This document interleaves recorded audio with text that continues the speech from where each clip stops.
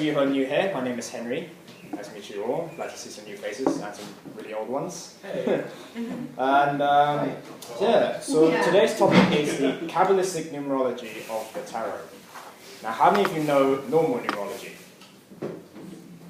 1, 2. Okay, so today your job is to forget all of that, especially if you use the Rider-Waite or the Thoth or their clones, because it's funny.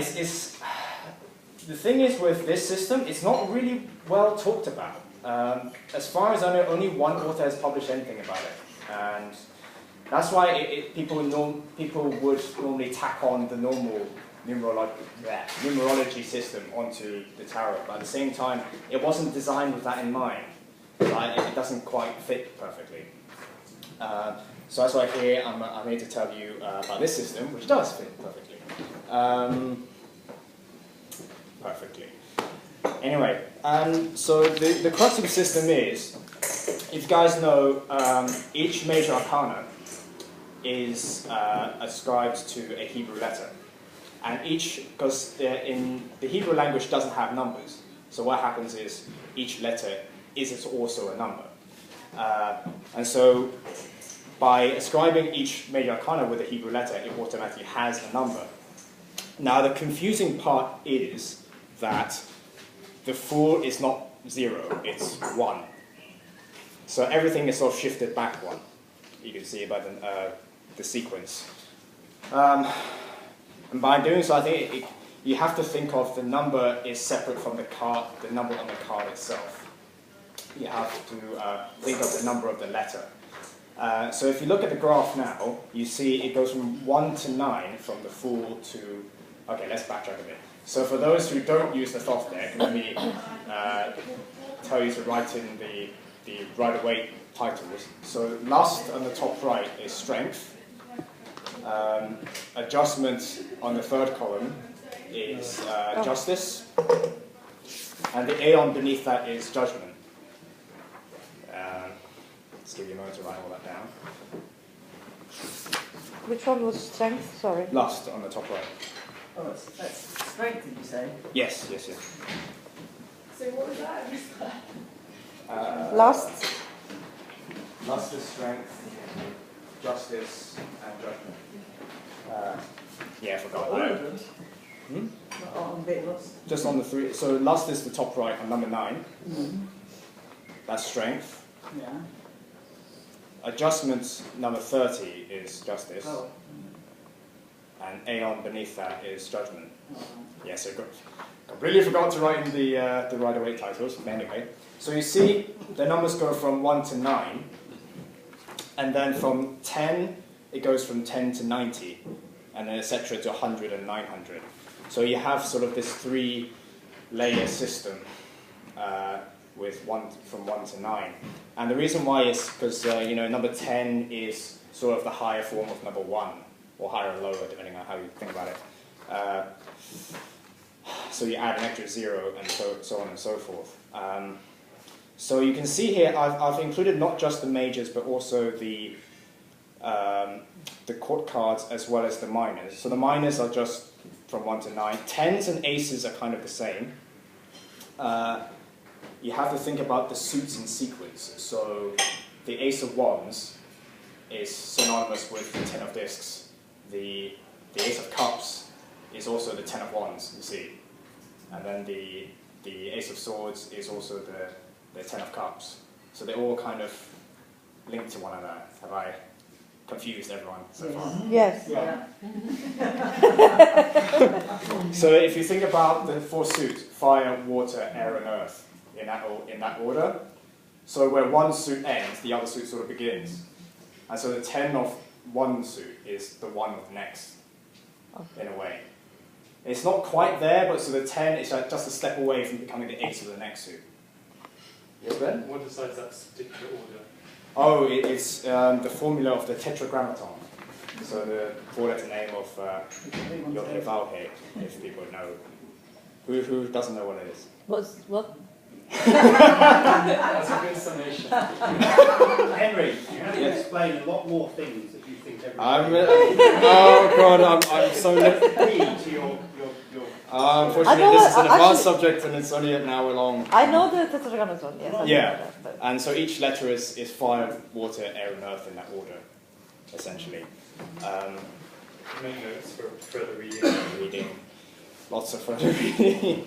Maybe at the end you want to recommend some reading as Some well. books, yes. What order does it go in the elements? Fire, water, air, and earth. So that just explains why, like, 1 and 10 is not its own separate number. It's sort of underneath the 1. So you kind of see here how for each row, each column, sorry, all the cards are related in some way. They are forms of one another. So here you have the Fool, Hermit, and Moon. Actually, let's open up the floor a bit. Who here can think of? Let's just brainstorm some ideas why they're related. Fool, Hermit, and Moon. Because they're multiples of each other. They're multiple of each other, but just think of the cards themselves. Rather than Yes. Anton thinking left brain. That's a new one.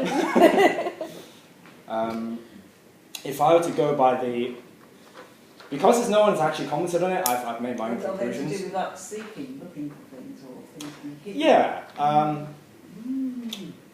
One of the things I said for the Fool and the Hermit was that so the Fool is the beginning, and the Hermit is also a different kind of beginning in the sense that it depicts sort of God where there's nothing in the landscape and he starts creating stuff. So there's sort of different forms of one another. You know, the Fool and the Hermit you kind of see on their own as well. You know, there's sort of nothing else. Whilst the Fool is sort of kind of blind consciousness with nothing, no thought whatsoever. The Hermit is sort of a bit more developed. There is thought, but at the same time it's still built in a reflection in a way. Moon's sort of the same, but just a lot more deeper and denser and darker. So let's go for the next column. What do you guys think of the Magus, Wheel of Fortune, and the Sun? Well, that get me confused. I was just looking at that as you were talking about the first three. Mm-hmm. I can see why the Magician and the Fortune could be related, creating opportunities in a way. Yeah. But then the Sun, Well, the Sun is sort of is that the energy forward? it's the energy for it. It's the initiating force in a way. Because if you think back to normal numerology, number 1 is the Sun, which is because here in this system, number 1 is also 0 and 2 is also 1. It's a really confusing So, system. Henry, I think Yeah. of those three, Uh-huh. I think of energy, Yes. in the first case as pure potential, Yes. in the second case as diffuse as it possibly can be, Mm-hmm. which is to say random, Yeah. and in the third case completely focused. That's a nice one. That is a very nice one. If you guys don't mind, I want to go through all of them before I actually go through what the numbers technically mean. I just want to see how people's intuitions, with no logic whatsoever, see what comes up. Anything else on number 2? Okay, let's go for number 3, Priestess.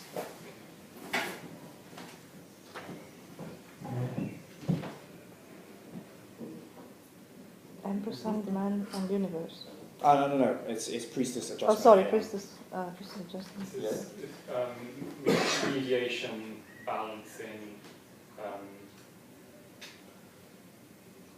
and Eon is judgment. Aeon's judgment, yes. Yeah, so it's yes. kind of dichotomy, the balance. Well, think of Mediation. what the difference between Aeon and judgment and Priestess.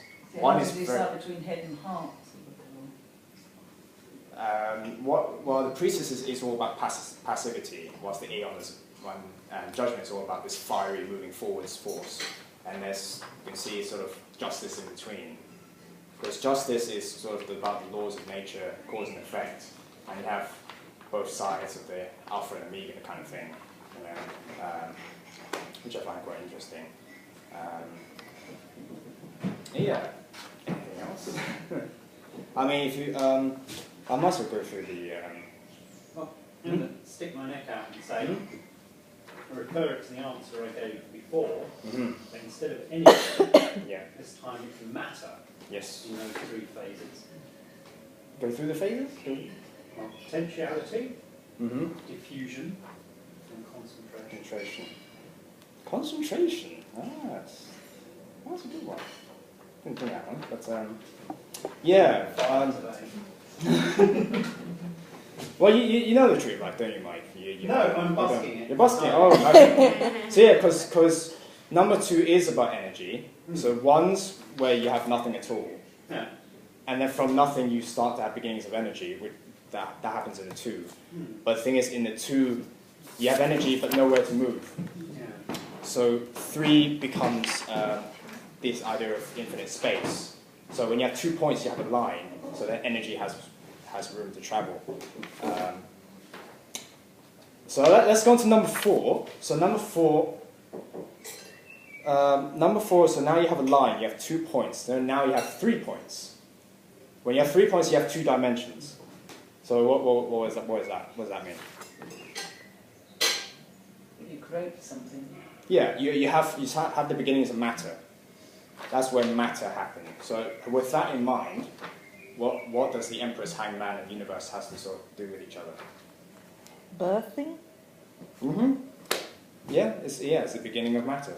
It is birthing. What else? Jenny. I mean, look, thinking of what Mike has been going, the 3 phases of stuff. You can kind of see it's the 3 phases of matter. It's where you have the Empress, birthing, because the Empress is sort of divine love, where it's the attraction. Matter has to stick together in order to exist.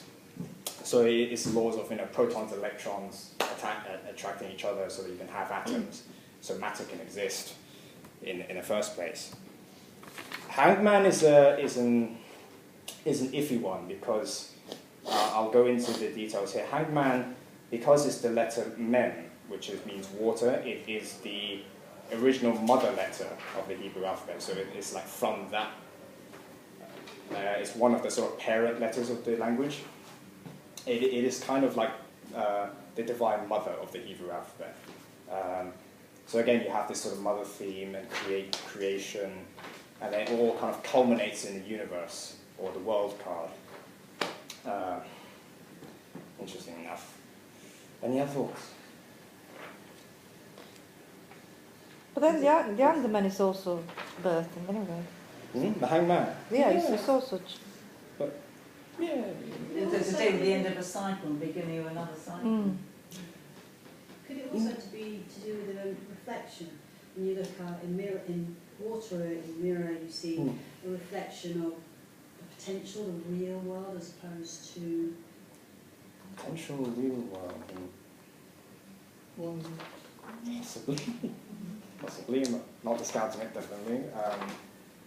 But the Hangman is also, the way I wrote about it now that I remember it in my book, was because the Hangman represents sort of God's sacrifice in order to create the universe, where, imagine God as the whole of the universe itself. It was just one thing, and then it decided to split itself up to create everything else. So that was God's sacrifice in order to, literally, it's like a mother giving birth. It's like that's a piece of flesh coming out of you in order to make something new. So that's kind of what the Hangman kind of represents. And the universe is like the sort of the new baby born, in a way. So let's move on to the 5s, in the, starting with the Emperor. And the 5s, so now that you have matter in the 4s, you start to then, well, matter by itself is dead. It's not really doing anything, so now you need to introduce motion into it. But the problem is when you introduce motion, it's like, you're having a car and it's at full stop and you're trying to rev up the engine. It takes a bit to sort of build up, you see, and when you push something, there's friction. So that's why in the 5s you often see conflict, whereas in 4s you see very solidarity, very stillness. So yeah, now that's playing the 5s. Yeah, go crazy, guys. What do you think about the Emperor, Death, and Fortune? What is fortune, is that? Wheel of Fortune. Oh, what was that? No, I'm kidding. Oh yeah, sorry.